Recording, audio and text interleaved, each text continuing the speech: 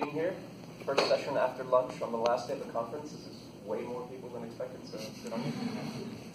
My name is Láruson. I am a postdoctoral researcher in the lab of Kathleen Lauterhaus at the Northeastern University Marine Science Center.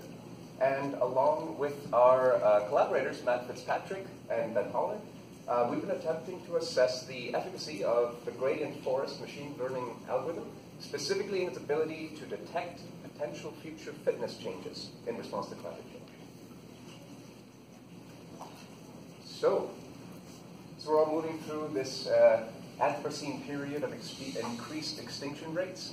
The focus of a lot of us evolutionary biologists is on trying to predict which populations have the adaptive potential to survive a changing climate and which organisms or populations are more likely to disappear. And one approach at getting to this question is trying to quantify the relationship that certain organisms have to their immediate environments. And this is predicated on the assumption that if the environment that an organism is very closely tied to starts to change or disappear, those animals or organisms will then also start to be at risk of disappearing. And to that effect, the gradient forest machine learning algorithm, which was developed by Nick Ellis, Stephen Smith, and Roland Pitcher, essentially utilized a random forest learning method to get at the correlation between species compositions and environmental variables. So essentially, they generated a series of decision trees and asked for, across multiple different variables and environments, were they actively answering the question of whether or not a species was present or absent across a community. And 3 years later, Matt Fitzpatrick and Stephen Keller adapted this gradient forest approach to, instead of a species across communities, look at allele frequencies across populations. So essentially correlate potentially informative environmental variables to shifts in allele frequencies across populations. And one very cool output from gradient forest was a single summary metric, a quantitative metric, which Fitzpatrick and Keller here define as cumulative importance. And this cumulative importance metric is a way to visualize what extent the environmental variable you're looking at is impacting shifts in allele frequencies across their occurrences. And one feature of this cumulative important distribution that Fitzpatrick and Keller defined was this thing called genetic offset. And so genetic offset was essentially a measure of how big a shift in cumulative importance you would expect if a single population, for example, population A here, were to be shifted to a different environment, say about 15 degrees Celsius here. And their conclusion was generally that a large difference in cumulative importance, so a large genetic offset value, might imply that population A here, if shifted from its base position to the A prime position, might actually have quite a big shift in allele frequency population compositions. Much larger than perhaps population B being shifted correspondingly across that same environment. Now, more recently, a paper was published just last year by Bay et al. In Science that went a little beyond this interpretation of simple allele frequency shifts and actually defined a very similar metric as genomic vulnerability, where they were essentially extrapolating beyond what Fitzpatrick and Keller originally defined as genetic offset, and I'll be going into a little bit more detail on that in a second. But they use the term genomic vulnerability, and I'm going to be consistently referring to this metric as genetic offset. And so, because of these interpretations, it seemed worthwhile to actually test the full limits that we could utilize genetic offset to infer different population shifts through time.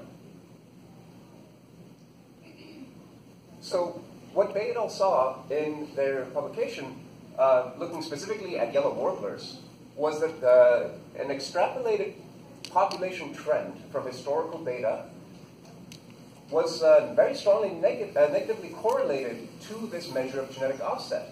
when they looked at future predicted environmental shifts in the habitats of these yellow warblers. So their conclusion was that as genomic offset measures would increase, population expectations for these yellow warblers would correspondingly go down, and made recommendations that managers could actually utilize this measure of genetic offset and make predictions for which will be the best way to conserve and maintain proper habitats for these populations. And so we decided that it would be worthwhile to actually simulate and estimate how good is this measure of genetic offset at properly predicting shifts in demography, specifically population fitness. So this is the central research question for us today. Can gradient forests predict future fitness under climate change? And so to accomplish this, we utilized SLIM, specifically SLIM 3.2. And if any of you were at Ben Holler's talk earlier today, you've already been exposed to this pretty fantastic tool. So it's a forward simulation software that allows us pretty great levels of control and detail when simulating complex demographies and genomic architectures. And I would like to just highlight that the model that I'm presenting today is a very simplistic, first-go sort of proof of concept. Under a very simple model of shifting environment and selection by environment, do we see that this is an effective method? So let me just qualify that there's a lot more to come in our model complexities.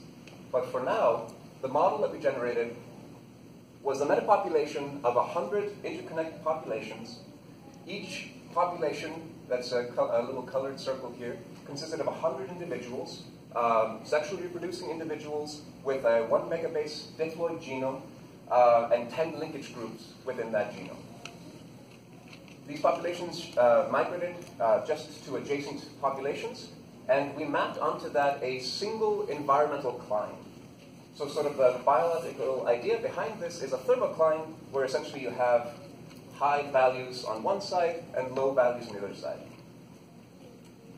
And we let this population run for about 300,000 generations to accumulate neutral variation over time before we introduced just a single marker that was under selection by the environment. And I'm going to be referring to this marker as the M2 allele, or the M2 marker. So this is the single marker that's predicting fitness right now in this model. And so this M2 marker was affected by environment according to this relative fitness function here. We're starting with only a single selection coefficient, and as we move forward, we'll be changing that as well as the migration rates, recombination rates, and such. But in the historic range that we established there with our matrix, and you'll notice that the color scheme should correspond to this little cartoon population matrix down there, we have essentially an antagonistic pleiotropy relationship of this M2 marker to the environment. And we let this sort of just reach mutation drift equilibrium in the population for 300 generations after introducing it, making sure that everything was nice and stable, before we started imposing some environmental shifts, essentially getting climate change up and running. And so what happens outside the historic range is that we coded for, instead of the allele just conferring increased fitness regardless of how high that variable gets, eventually the fitness starts to decline in those individuals with this particular M2 allele method. So a very simple shifting environment, changing fitness in a population. And within each column of this matrix, we should have effectively 10 replicates of the same environment that these populations are being exposed to. So the colors, again, correspond to the columns in the matrix. These are the environmental variables being shown there on the y-axis, and the colors should correspond to each one of these, and across the generations. At time point 1 is when we actually start to impose the shift in environment. So here you see relative fitness on the y-axis. This, again, it's a level of 1 relative fitness, means that nobody is more or less fit than anybody else. As that relative fitness goes up, those are the individuals with the M2 allele in an environment that actually favors it. And as it goes down, they are slightly less fit than the neighbors. And moving forward, as climate change progresses, we see a precipitous drop in those populations on the far right-hand side, the far range of the environment that experienced the biggest shift early on into that area outside the historic range. And so then we want to actually test at time point 1 and time point 2, when we take genomic samples of this simulated population, What do we see from our gradient forest defined genetic offset? And what do we see from what we're here calling the true genetic offset? We're essentially calculating FST of each population at time point 1 to itself at time point 2. So we can see the shift in fixation indices across the time points before and after climate change. So to orient you on this plot, here on the x-axis we have the true genetic offset, the FST of each population to itself in the future, and on the y-axis the gradient forest determined genetic offset. And this is from the whole genome, filtered by minor allele frequency, by the whole genome representation. And we see absolutely no correlation between this measure of true genetic offset, the FST of the genome, and the gradient forest defined genetic offset. Now, this was genome-wide. After that, we only pulled out allele frequencies of that M2 allele, the allele under selection. Essentially filtered out everything that wasn't under selection, ran that. This is set up exactly the same, except, there we go. Anyway, this is going to be the exact same plot, but it's looking only at the M2 allele. And what we see in this case is actually a significant positive correlation between gradient forest genetic offset and true genetic offset. But I do want to point out here, this is a significant relationship. The populations that you see right here in the bottom right-hand corner are the populations that are experiencing the most precipitous decline in the fitness plots that I showed before.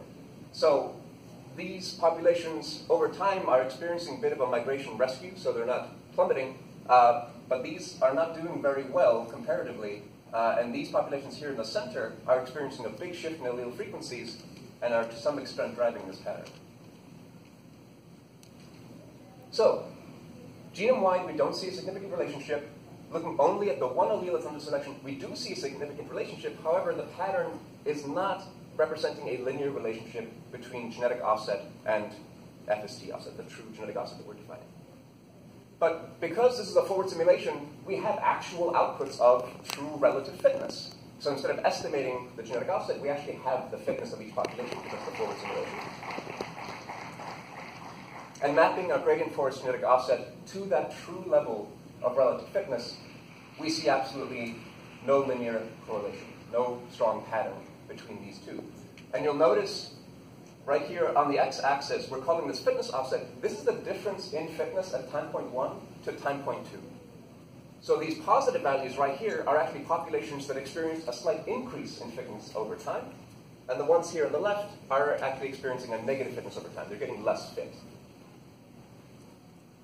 And the populations that have the highest gradient forest genetic offset, again, are the populations kind of smack dab in the middle of this population and are experiencing a big shift in allele frequencies, but there's no corresponding shift in fitness. So to get back to that question, based on our model, can we see this under climate change? It does not. Based on this very specific model, and again, pretty simple early on, we're just not seeing that pattern. We're not seeing a good linear relationship. So, going across all these, we have this quite a bit because, again, we want to move